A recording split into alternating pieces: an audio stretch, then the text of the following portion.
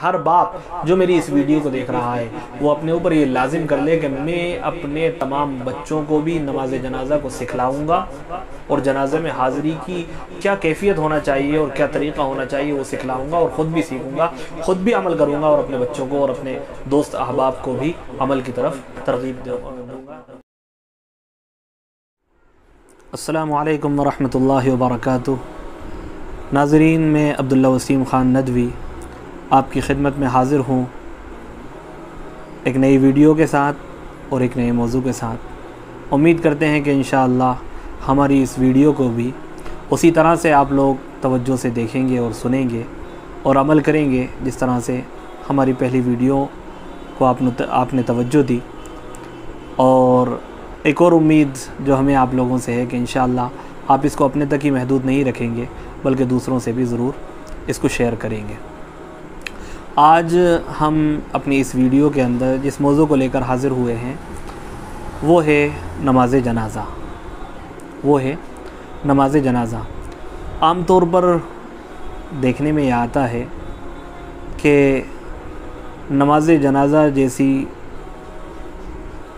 बहुत अहम नमाज जो है, हम में से बहुत से लोग हैं जिनको पढ़ना नहीं आती, पढ़ाना तो बहुत दूर की बात है। जबकि नमाज जनाज़ा पढ़ाने के लिए सबसे ज़्यादा अहम जो है वो ये है कि नमाज जनाज़ा मैयत का वली पढ़ाए। और अगर मैयत का वली पढ़ाना नहीं जानता तो फिर वो जिसको इजाज़त दे वो मैयत की नमाज जनाज़ा पढ़ाए। लेकिन आम तौर पर ना वालिदैन ने कभी इस पर तवज्जो दी, ना हम लोगों ने कभी इस पर तवज्जो दी कि ये एक ऐसी चीज़ है जो हर मुसलमान को आना चाहिए और हर मुसलमान को सीखना चाहिए।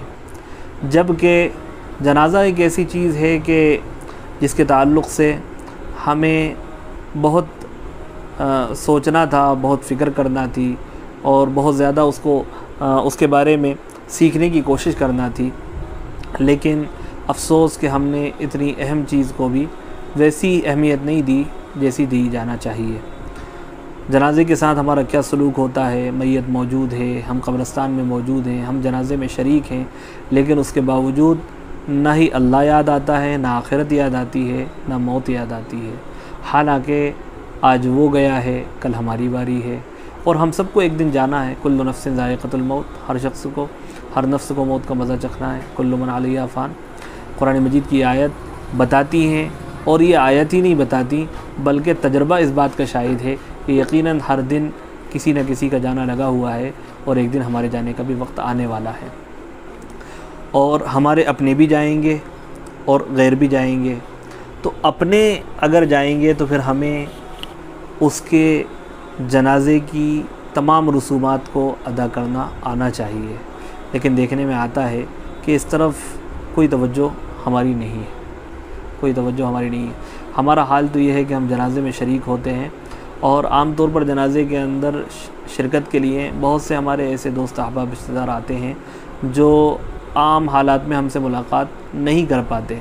तो हम उस मौके को गनीमत जानकर उनसे खैरियत में लग जाते हैं और मैयत को बिल्कुल सिरे से भुला देते हैं, जबकि ऐसा नहीं होना चाहिए।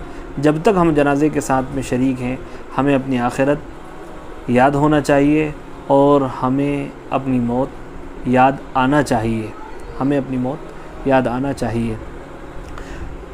देखने में ये आता है कि लोग खैरियत में मशगूल हैं, बातचीत में मशगूल हैं, जबकि एक ट्रेंड ये चलना चाहिए कि हम जब तक जनाजे के साथ शरीक रहेंगे जो कुछ हमें आता है वो सब कुछ पढ़कर हम अल्लाह ताला से उन सारी चीज़ों के बारे में कबूलियत की दुआ करेंगे और उसका सवाब मैयत को बख्शेंगे। क्योंकि उस वक्त मैयत को सबसे ज़्यादा हमारी तरफ से दिए जाने वाले तोहफ़े की और हमारी तरफ से की जाने वाली दुआएं मग़फ़िरत की ज़रूरत होती है।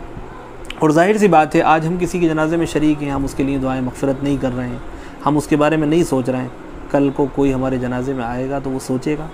नहीं सोचेगा। तो हमें एक ऐसी रिवायत शुरू करना चाहिए कि ताकि बाद में हमें उसका फ़ायदा मिले। जब हम कल मर कर जा रहे हों तो जितने लोग हमारे मरने के बाद कब्रिस्तान से गुज़रने वाले हों या हमारे जनाजे में शरीक होने वाले हों, कम अज़ कम वो तोहफ़तन हमारे लिए दुआए मग़फ़िरत को करें और हमें पढ़कर सवाब हदियतन भेजें। जनाज़ा कहते हैं मैयत को, और मैयत के हक़ में दुआए मग़फ़िरत के लिए जो नमाज़ पढ़ी जाती है उसको नमाज़ जनाज़ा कहते हैं। नमाज़ जनाज़ा का हुक्म क्या है कि ये फ़र्ज़ किफ़ाया है। अगर चंद लोगों ने नमाज़ जनाज़ा पढ़ ली तो पूरे महल्ले और पूरे रिश्तेदारों की तरफ से काफ़ी हो जाएगी, सबके लिए पढ़ना ज़रूरी नहीं है। नमाज़ जनाज़ा फ़र्ज़ किफ़ाया है और क्यों पढ़ी जाती है ये अब हमने जान लिया, तो अब हम ये भी जान लें कि नमाज़ जनाज़ा के अंदर 2 फ़र्ज़ हैं। एक तो ये कि वो खड़े होकर पढ़ी जाती है और दूसरे ये कि उसके अंदर 4 तकबीरें होती हैं। यहाँ एक बात और समझ लीजिए, अगर किसी को नमाज़ जनाज़ा पढ़ाना नहीं आती और कोई आसमानी सुल्तानी आफ़त इस तरह की आई कि उसके लिए ये मुसीबत खड़ी हो गई कि अब नमाज़ जनाज़ा पढ़ाने वाला कोई नहीं है और उसी को पढ़ाना पड़ रही है, तो सबसे पहले तो होना यही चाहिए कि हर एक शख्स सीखे नमाज़ जनाज़ा। हर एक को पढ़ना भी आना चाहिए, पढ़ाना भी आना चाहिए। लेकिन अब अगर नहीं आती तो उसकी आसानी के लिए मैं बता दूं कि वो शख्स मैयत को अपने सामने रखे, क़िबला रुख मैयत के सामने खड़ा हो जाए और 4 मरतबा अल्लाहु अकबर कह ले तो भी नमाज दुरुस्त हो जाएगी। लेकिन ये उस वक्त है जब कोई आसमानी और सुल्तानी आए और अचानक से मौका आन पड़े नमाज जनाज़ा पढ़ाने का। लेकिन अचानक से मौका नहीं आन पड़ा तो क्या करना चाहिए? सीखना चाहिए और सीखकर मैयत का जो वली है उसी को पढ़ाने की कोशिश करना चाहिए। अगर वो नहीं पढ़ा सकता तो फिर वो जिसको इजाज़त दे वो पढ़ाए। नमाज जनाज़ा के अंदर कितनी सफ़े होना चाहिए तो उसके ताल्लुक़ से भी मैं बता दूं कि नमाज जनाज़ा के अंदर ताक आदत में होना चाहिए। 1, 3, 5, 7, 9, 11 ये सफ़ों की तादाद होनी चाहिए। इसी तरह से नमाज जनाज़ा खड़ी हो चुकी है और जितनी देर में वज़ू करने जाएंगे उतनी देर में मुमकिन है नमाज जनाज़ा निकल जाएगी, तो बर वक्त तयम्मुम करके नमाज जनाज़ा में शरीक होना भी शरअन दुरुस्त है। इसी तरह से बाज़ मरतबा ऐसा होता है कि लोगों की तादाद बढ़ाने के लिए नमाज जनाज़ा में ताख़ीर करते हैं, ये दुरुस्त नहीं है बल्कि ये मकरूह अमल है, इससे बाज़ आने की कोशिश करना चाहिए। अब जैसा कि आपको बताया कि नमाज जनाज़ा मैयत के हक़ में दुआए मग़फ़िरत के लिए पढ़ी जाती है, तो मैं आपको हदीस के अंदर जो उसकी फ़जीलत बयान की गई है वो भी बताता चलूँ। अल्लाह के नबी अलैहिस्सलातु वस्सलाम ने फ़रमाया, एक मुसलमान के दूसरे मुसलमान पर बहुत से हुकूक़ हैं और उनमें से एक हक़ ये भी है कि जब किसी मुसलमान भाई का इंतकाल हो जाए तो उसकी नमाज जनाज़ा पढ़े। ये बड़ी अहम बात है जो हदीस पाक के अंदर बयान की गई। दूसरी हदीस में अल्लाह के नबी अलैहिस्सलातु वस्सलाम ने इरशाद फरमाया कि जो शख्स किसी मुसलमान के जनाजे में शरीक हो और नमाज जनाज़ा पढ़े जाने तक मौजूद रहे उसको 1 क़ीरात सवाब मिलता है, और जो शख्स किसी मुसलमान के जनाजे में शरीक हो और नमाज जनाज़ा पढ़े जाने के बाद दफन तक जनाजे में मौजूद रहे तो उसको 2 क़ीरात सवाब मिलता है। सहाबा ने पूछा, अल्लाह के नबी ये 2 क़ीरात क्या हैं? अल्लाह के नबी अलैहिस्सलातु वस्सलाम ने फरमाया, 2 बड़े पहाड़ों के बराबर। यानी उसको जो नमाज जनाज़ा पढ़े जनाजे में शरीक होने के बाद या नमाज जनाज़ा पढ़ने के बाद जनाजे की तदफीन यानी दफन तक मौजूद रहे तो उसको 2 क़ीरात सवाब मिलता। कितनी बड़ी यानी सवाब की चीज़ जो है कि जनाजे में शरीक होना है। आम तौर पर आजकल देखने में आ रहा है कि लोग जनाजे से भी दूर भागने लगे हैं और नमाज जनाजा से तो पहले से ही दूर भागते चले आ रहे हैं, जबकि ऐसा नहीं होना चाहिए। आज हम किसी के लिए पढ़ेंगे कल कोई हमारे लिए पढ़ेगा, और अगर आज हमने किसी के लिए नहीं पढ़ी कल कोई हमारे लिए भी नहीं पढ़ेगा, इसका बहुत ख्याल रखना चाहिए। अब नमाज जनाजा किस तरह से पढ़ी जाएगी तो मैं आपको बता दूं, मैयत सामने होना चाहिए। इमाम साहब जब क़िबले रुख पर खड़े होंगे और लोग जमात बनाकर खड़े होंगे तो लोगों के सीधे हाथ की तरफ सर होना चाहिए मैयत का, और लोगों के उल्टे हाथ की तरफ मैयत के पैर होना चाहिए। और नमाज जनाजा पढ़ाने वाले जो इमाम साहब हैं वो कहाँ खड़े होंगे, तो किताब के अंदर 2 तरह की बातें आई हैं। एक तो ये कि मैयत के दरमियान में खड़े होंगे, और दूसरी जगह थोड़ी सी तफसील है कि मैयत अगर औरत की है तो सीने के सामने खड़े होंगे, और मैयत अगर मर्द की है तो पेट के सामने खड़े होंगे नमाज जनाजा पढ़ाने वाले इमाम साहब। अब किस तरह से पढ़ी जाएगी नमाज जनाजा? अल्लाहु अकबर कहकर हाथ कानों तक उठाएंगे और नियत बांध लेंगे, जिस तरह से आम नमाज़ों में नियत बांधते हैं। उसके बाद जिस तरह से आम नमाज़ों में नियत बांधने के बाद सना पढ़ी जाती है, नमाज जनाजा में भी सना पढ़ी जाएगी, लेकिन थोड़ी सी तब्दीली के साथ। मैं आपको बता दूँ, थोड़ी सी थोड़े से इजाफे के साथ। वो किस तरह से? अल्लाहु अकबर कहकर नियत बांधी। अब पढ़ेंगे सुब्हानक अल्लाहुम्मा व बिहम्दिका व तबारक अस्मुका व तआला जद्दुका व जल्ल सनाउका वला इलाहा गैरुक। देखिए, व तआला जद्दुका वला इलाहा गैरुक आम नमाज़ों में पढ़ा जाता है, लेकिन यहाँ क्या पढ़ा गया? व तआला जद्दुका के बाद व जल्ल सनाउका वला इलाहा गैरुक। फिर उसके बाद में अल्लाहु अकबर कहेंगे, लेकिन हाथ कानों तक नहीं उठाएंगे, बल्कि हाथ बंधे रहेंगे और अल्लाहु अकबर कहेंगे। अब दूसरी मरतबा जब अल्लाहु अकबर कहा तो उसके बाद जो चीज़ पढ़ी जाएगी वो दुरूद इब्राहीमी पढ़ी जाएगी। दुरूद इब्राहीमी उस दरूद को कहते हैं जो नमाज में हम पढ़ते हैं। क्या है वो? अल्लाहुम्मा सल्लि अला मुहम्मद व अला आलि मुहम्मद कमा सल्लैता अला इब्राहीम व अला आलि इब्राहीम इन्नका हमीदुम मजीद। अल्लाहुम्मा बारिक अला मुहम्मद व अला आलि मुहम्मद कमा बारकता अला इब्राहीम व अला आलि इब्राहीम इन्नका हमीदुम मजीद। अब ये दरूद शरीफ मुकम्मल हो गई। फिर तीसरी तकबीर कही जाएगी और तीसरी तकबीर में भी हाथ कानों तक नहीं उठाएंगे, बल्कि हाथ यूँ के तूँ बंधे रहेंगे तीसरी तकबीर कहते हुए।